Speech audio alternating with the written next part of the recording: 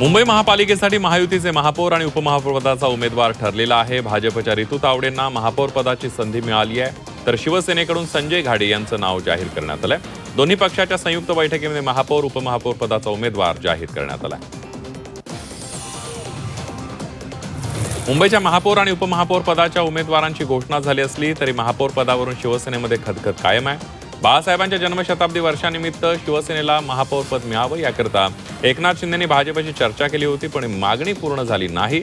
आता समिती आणि सत्तेचं इतर वाटप सामोपचारानं व्हावं अशी अपेक्षा असल्याचं उपमहापौर पदाचे उमेदवार संजय घाडेंनी म्हटलंय।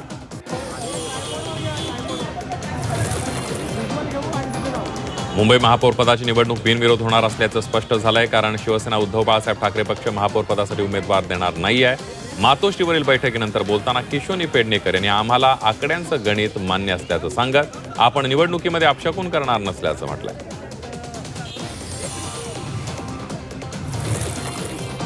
मुंबईतील उपमहापौर निवडणूक प्रक्रियेवरून शिवसेनेत अंतर्गत नाराजी नाट्य असल्याची माहिती सूत्रांकडून मिळते आहे। महापौर आणि उपमहापौर पदासाठी उमेदवारी अर्ज भरले गेले। या संपूर्ण प्रक्रियेमुळे शिवसेनेत मोठी धुसफूस असल्याचं समजतंय। या संपूर्ण प्रक्रियेत काही मोजक्या नेत्यांनी सहभाग दाखवला।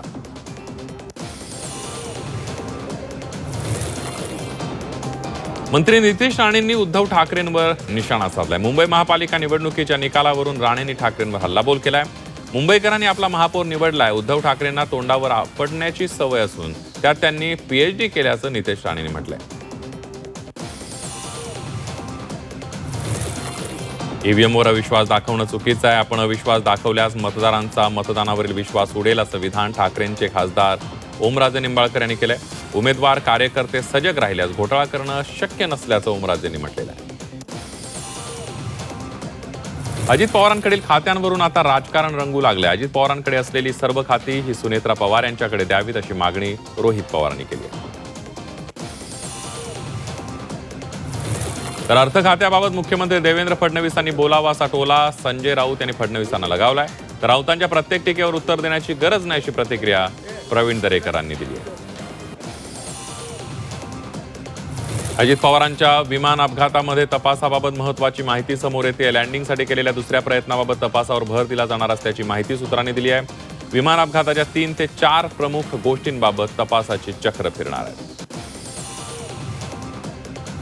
अजितदादांच्या जाण्यानं महाराष्ट्राला वेदना झालेल्या आहेत। भाजपला वेदना होण्याचं कारण काय असा सवाल संजय राऊतांनी उपस्थित केलाय। तुमचा त्यात हात आहे का, हाच संशय असंही राऊत म्हणाले।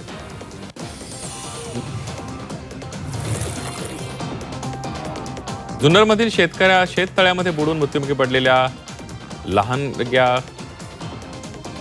कुटुंबियाला उपमुख्यमंत्री एकनाथ शिंदेंनी मदतीचा हात दिलाय।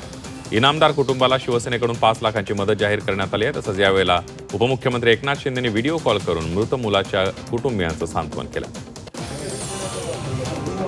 10वी-12वीच्या परीक्षांमध्ये मेट्रो कामांना ब्रेक द्या अशी मागणी मनसे विद्यार्थी सेनेनं केली आहे। विद्यार्थ्यांचं नुकसान झाल्यास मनसे स्टाईलनं आंदोलन करू असा इशाराही त्यांनी दिलाय।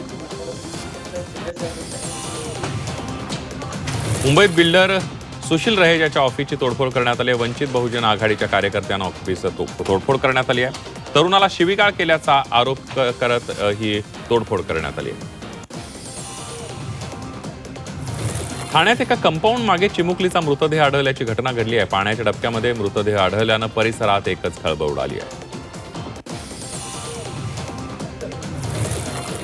ठाण्यात ड्रग्ज तस्करी करणाऱ्या 3घांना अटक करण्यात आली आहे। आरोपींकडून 13 कोटींचं ड्रग्ज जप्त करण्यात आलंय। पोलिसांनी गुप्त माहितीच्या आधारे सापळा रचून ही कारवाई केली आहे।